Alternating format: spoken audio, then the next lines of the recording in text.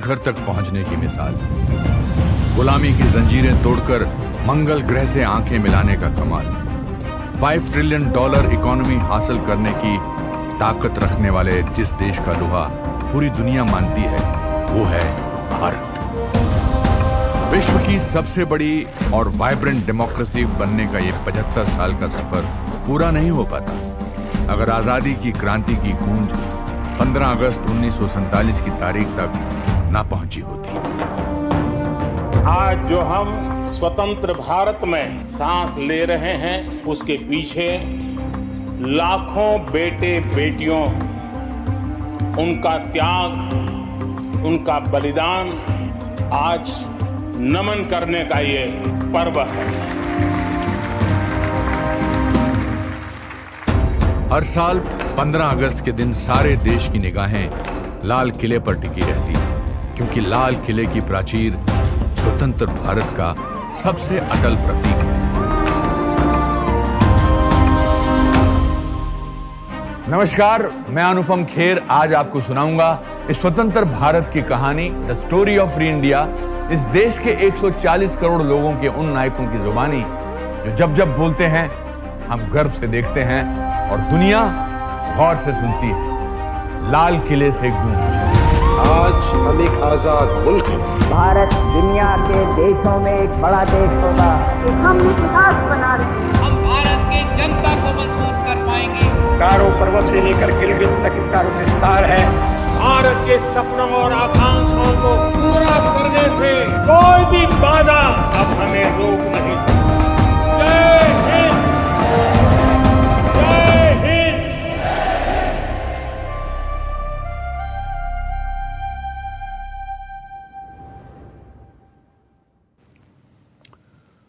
दोस्तों, आज हमारे लिए स्वतंत्रता दिवस के मायने क्या हैं?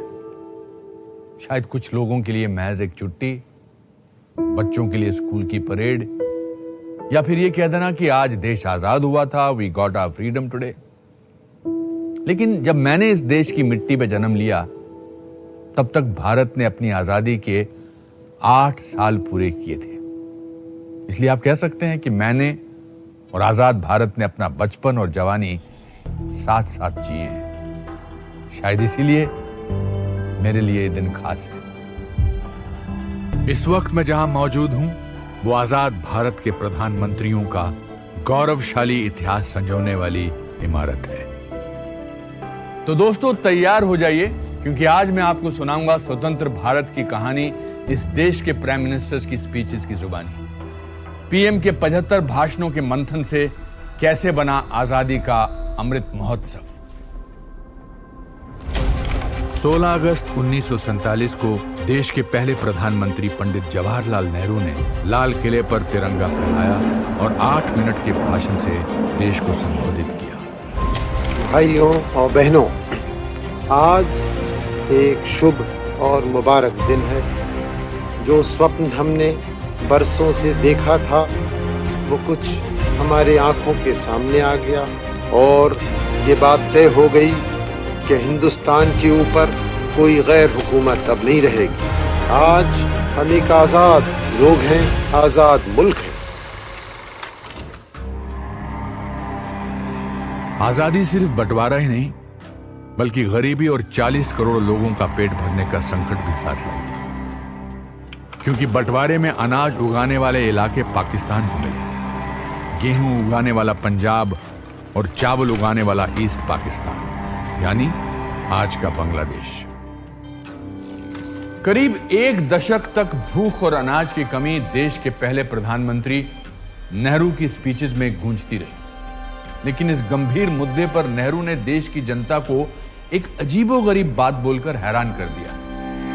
अनाज की पैदावार पर जोर देने की बजाय नेहरू ने खपत कंट्रोल करने की कोशिश की। हमारा आपका काम है इस वक्त जो बड़े सवाल है, खाने का सवाल है, खाने को पैदा करना, खाने को जाया नहीं करना। जो आदमी उसको जाया करता है, जो आदमी इस वक्त दिखाने की एर फेर में दावत वगैरह में जाया करता है, वो अपने देश के खिलाफ गुनाह करता है। हर तरफ अनाज के लिए हाहाकार मची हुई थी और ऐसे में नेहरू ने इसका ठीकरा व्यापारियों पर फोड़ दिया। और दूसरी परेशानी की बात यह है कि हमारे मुल्क में काफ़ी लोग ऐसे हैं जो अब तक पैसा बनाने की कोशिश करते हैं दूसरे की मुसीबत से, चाहे वो व्यापारी हो या दुकानदार हो या और हो, खुद गर्जी में जमा करते हैं खाने का सामान ताकि ज़्यादा दाम मिले या कभी साल 2 साल बाद उन्हें ज़रूरत हो तो उसको काम में ला सकें। पंचवर्षीय योजनाएं देने वाले नेहरू खुद मानते थे कि सरकारी योजनाएं जमीन पर पहुंचने से पहले या तो दम तोड़ देती थी या फिर पूरा होने में देर लगती, लेकिन अपनी ही ब्यूरोक्रेसी को जवाबदेह नहीं बना पाए। हम बड़े बड़े नक्शे बनाते और प्लान बनाते कि चलो भाई यहाँ सड़कें बनाने में 50 लाख रुपए या 1 करोड़ रुपए खर्च होंगे, 1 करोड़ रुपए लाओ। हमारे दफ्तरों में बड़े बड़े फाइल बनते ऊंचे, लेकिन वो सड़कें और वो विद्यालय वो नहीं बनते या अरसे बाद बनते। ये तरीका है, गवर्नमेंट जरा हल्के चलती है, मुश्किल तो यह है।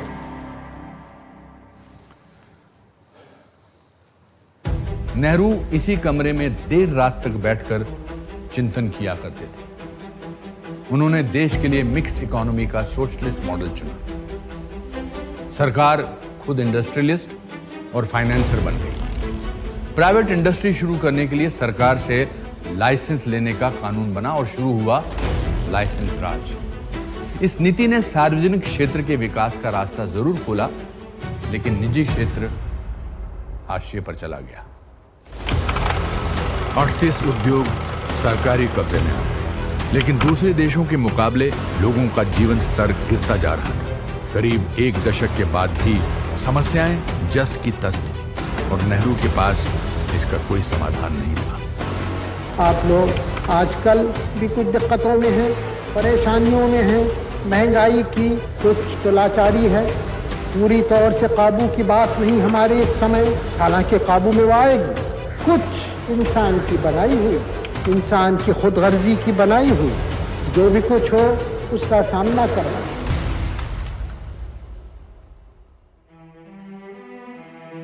बिजनेसमैन को नेहरू शक की नजर से देखते थे। कई ऐसे कानून बनाए गए जिसमें एंटरप्रेन्योर्स का दम घुटने लगा।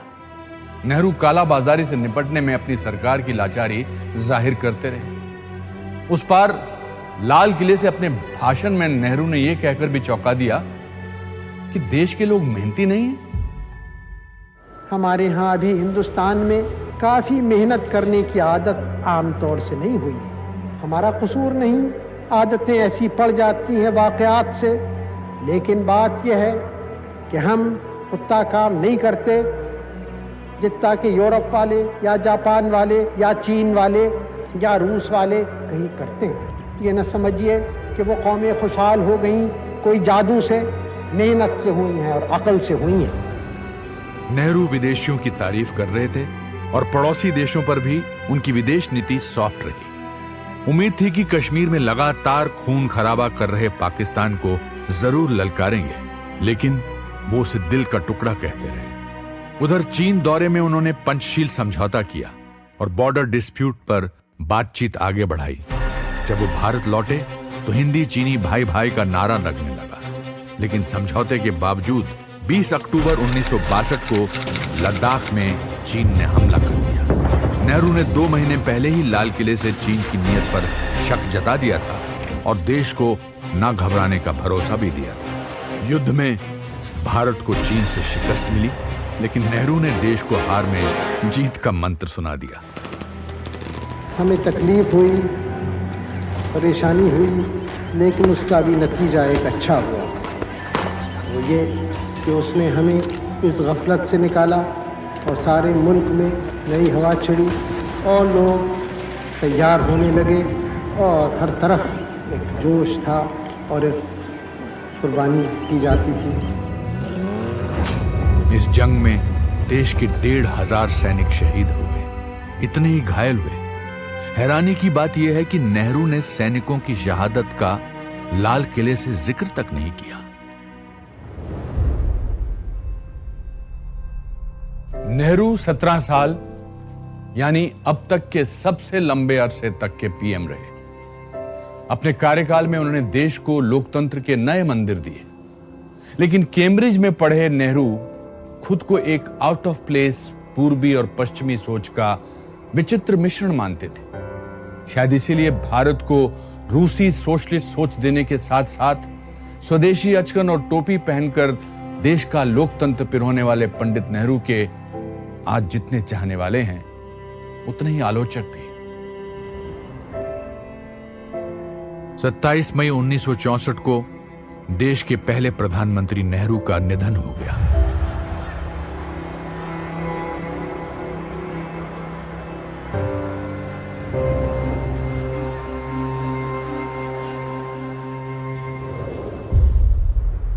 नेहरू के बाद लाल बहादुर शास्त्री ने देश की कमान संभाली। शास्त्री को भरोसा हो गया कि सेंट्रलाइज्ड स्कीम्स और प्राइस कंट्रोल से दूर जाने की जरूरत थी। उन्होंने कृषि पर ध्यान केंद्रित किया, निजी उद्यम और विदेशी निवेश को बल दिया और देश में व्हाइट रेवोल्यूशन और ग्रीन रेवोल्यूशन की शुरुआत की। इसी दौरान 1965 के भारत पाकिस्तान युद्ध ने शास्त्री को मजबूत इरादों वाले राष्ट्र नेता के तौर पर पहचान दी। शास्त्री ने लाल किले से अब तक दिल का टुकड़ा कहे जाने वाले पाकिस्तान को ईंट का जवाब पत्थर से देने का ऐलान कर दिया। साथ ही उन्होंने देश को जय जवान जय किसान का भी नारा दिया। आज समय है, कोई हमें आराम का वक्त नहीं। आज एक त्याग का, बलिदान का, कुर्बानी का जो भी रास्ता हो वो हमें अख्तियार करने के लिए तैयार रहना हो। और मैं आपकी तरफ से ये कहने वाला हूँ और कहना चाहता हूँ कि कश्मीर का एक टुकड़ा भी पाकिस्तान को मिलने वाला नहीं है।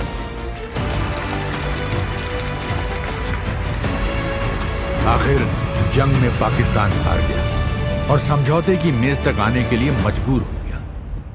10 जनवरी 1966 को शास्त्री जी और पाकिस्तान के राष्ट्रपति अयूब खान ने ताशकंद में एक शांति समझौते पर हस्ताक्षर किए। लेकिन दूसरे ही दिन ताशकंद में शास्त्री जी का अचानक निधन हो गया। ये बताया गया कि उन्हें दिल का दौरा पड़ा था। शास्त्री जी ने केवल 2 बार लाल किले से भाषण दिया। लोगों की नब्ज और समस्याओं को समझने वाले शास्त्री जी अभी देश को पटरी पर ला ही रहे थे कि हमने उन्हें खो दिया। उनकी मौत का राज आज भी देश के बड़े अनसॉल्व्ड मिस्ट्रीज में से एक है।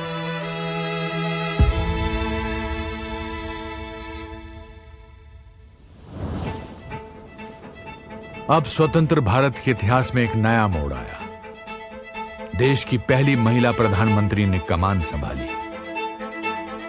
पंडित नेहरू की बेटी इंदिरा गांधी के सॉफ्ट स्पोकन अंदाज के कारण उन्हें अपनी ही पार्टी के लोग गूंगी गुड़िया कहते थे। लेकिन इस छवि के पीछे छुपी उनकी लौह इच्छा शक्ति और निरंकुश महत्वाकांक्षा या अनब्राइडल्ड एम्बिशन को उस वक्त शायद किसी ने नहीं आंका होगा। सत्ता संभालते ही इंदिरा गांधी ने 14 प्राइवेट बैंकों को नेशनलाइज कर दिया। सरकारी हो जाने के बाद बैंकिंग सेक्टर पर राजनीतिक दबाव पड़ने लगा। धीरे धीरे क्रोनी कैपिटलिज्म को बढ़ावा मिला। इधर अनाज की कमी और उसकी कालाबाजारी का इंदिरा गांधी के पास कोई भी जवाब नहीं था। नेहरू की ही तर्ज पर इंदिरा ने व्यापारियों पर अपनी नाराजगी जाहिर की। जो हमारे उद्योगपति हैं या हमारे और धनी कारोबार चलाने वाले हैं, उनसे भी कुछ अनुरोध करना होता है। अगर वो चाहते हैं कि ये अनुशासन हो तो उनकी भी कुछ जिम्मेदारी है। उनकी जिम्मेदारी है कि बड़े बड़े मुनाफे, ऊंचे ऊंचे वेतन अगर वो बढ़ाते जाएंगे तो ये अनुशासन रखना फिर आसान नहीं रहता है। अपने कार्यकाल के दौरान इंदिरा गांधी ने एंटरप्राइजेस पर स्टेट कंट्रोल की नेहरू की नीतियों को अपनाया। सरकार ने होटल चलाना, स्कूटर, ट्रैक्टर, रेफ्रिजरेटर और घड़ियां बनाना भी शुरू कर दिया। यहां तक कि ब्रेड, एरेटेड ड्रिंक और फ्रूट कॉन्सेंट्रेट भी बेचना शुरू कर दिया। 1970 के बजट में पर्सनल इनकम टैक्स रेट 11% बढ़ा दिया। 2 लाख रुपए से ज्यादा कमाई वालों पर तो 93.5% टैक्स लगाया गया। वेल्थ क्रिएशन गुनाह बन चुका था। इन सब के बावजूद इंदिरा ने बढ़ती महंगाई का ठीकरा डीलर्स पर फोड़ दिया। कभी कभी कोई किसी चीज की कमी होती है तो उसके दाम बढ़ते हैं और वो समझा जाता है। लेकिन कभी कभी एक वस्तु पे टैक्स लगता है और दूसरी वस्तु जिनका जरा भी उससे संबंध नहीं है उनके दाम भी बढ़ जाते हैं। कौन बढ़ाता है, क्यों बढ़ते हैं? 1971 और 72 का दौर मुझे अच्छी तरह याद है। मैं शिमला में रहता था, जो कि आर्मी के वेस्टर्न कमांड का हेडक्वार्टर था। अचानक खबर मिली कि 3 दिसंबर की रात को पाकिस्तान ने इंडियन एयर बेसिस पर हवाई हमले किए हैं। तीसरी इंडो पाक जंग छिड़ चुकी थी। जंग के दौरान रात में सायरन और ब्लैकआउट मैं कभी नहीं भूल सकता। ये 2 साल इंदिरा की कूटनीति और राजनीति दोनों के लिए महत्वपूर्ण थे। इंदिरा ने नई कांग्रेस बनाकर चुनाव जीते और पाकिस्तान को 2 टुकड़ों में बांटकर बांग्लादेश बना दिया। गूंगी गुड़िया कही जाने वाली इंदिरा गांधी अब आयरन लेडी बन गई थी। यह अलग बात है कि जंग के खर्चों का दबाव सरकारी खजाने पर भारी पड़ रहा था। हैरानी की बात थी कि आजादी के 27 साल बाद भी लोगों की रोजमर्रा की समस्याएं ज्यों की त्यों थी। महंगाई 7वें आसमान पर पहुंच गई थी। बेकाबू महंगाई और बेरोजगारी से देश में आंदोलन होने लगे।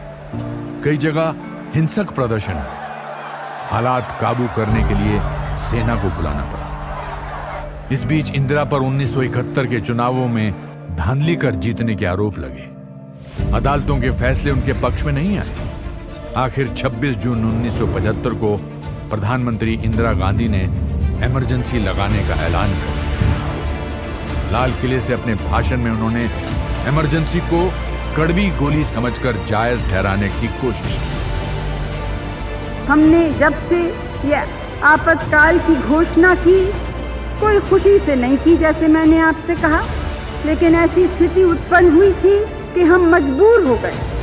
कहते हैं कि हर काले बादल के पीछे रोशनी होती है, वैसे कभी कभी एक कठोर कदम भी लेना हो, जैसे बीमारी में कड़वी दवा भी पीनी पड़ती है। इमरजेंसी का वो दौर मुझे अच्छी तरह याद है। पूरी दिल्ली की बिजली काट दी गई थी। मीडिया पर सेंसरशिप लगा दी गई। सभी प्रमुख ऑपोजिशन लीडर्स जेल में डाल दिए गए। लोगों के फंडामेंटल राइट्स छीन लिए गए। कई जगह ह्यूमन राइट्स वायलेशन भी हुए। करीब 19 महीनों तक लागू इमरजेंसी आज भी भारत के लोकतंत्र का काला दौर कहलाता है। हालांकि इंदिरा ने इमरजेंसी सस्पेंड कर चुनाव करवाए, पर उसका परिणाम नतीजों में साफ दिखा जब कांग्रेस को करारी हार का सामना करना पड़ा। 3 साल तक देश की राजनीति में अस्थिरता का दौर रहा। इस बीच भारत ने 2 प्रधानमंत्री देखे। 1977 में मोरारजी रणछोड़जी देसाई ने शपथ ग्रहण की। आजादी के बाद पहली बार किसी गैर कांग्रेसी प्रधानमंत्री ने लाल किले पर राष्ट्रीय ध्वज फहराया। कुछ ही समय में पार्टी की आपसी खींचतान में मोरारजी की सरकार गिर गई। इंदिरा के समर्थन से चरण सिंह ने सत्ता संभाली, लेकिन उनकी सरकार भी ज्यादा नहीं चली। आखिर 1980 में इंदिरा गांधी एक बार फिर सत्ता में लगी। इस समय पंजाब में खालिस्तानी आंदोलन जोरों पर था। अलगाववादी जरनैल सिंह भिंडरावाले ने एक अलग सिख देश खालिस्तान की मांग की। भिंडरावाले ने हथियारों से लैस साथियों के साथ अमृतसर के गोल्डन टेम्पल में घुसकर कब्जा कर लिया।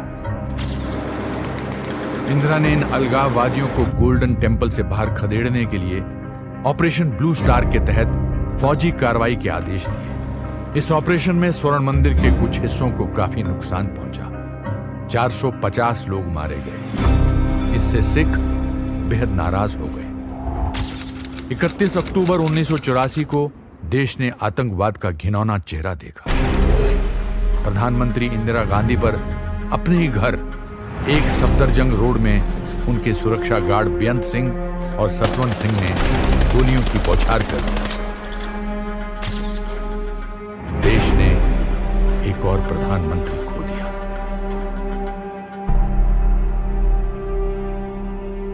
देश की राजनीति में तूफान खड़ा कर देने वाली इंदिरा के बाद उनके बेटे राजीव गांधी ने कार्यभार संभाला। पेशे से पायलट 40 वर्षीय राजीव सबसे कम उम्र के प्रधानमंत्री बने, लेकिन उनके सामने भी तूफान उमड़ रहा था। इंदिरा की हत्या के बाद दिल्ली समेत देश के कई हिस्सों में सिख विरोधी दंगे हुए। 3000 से ज्यादा लोग मारे गए।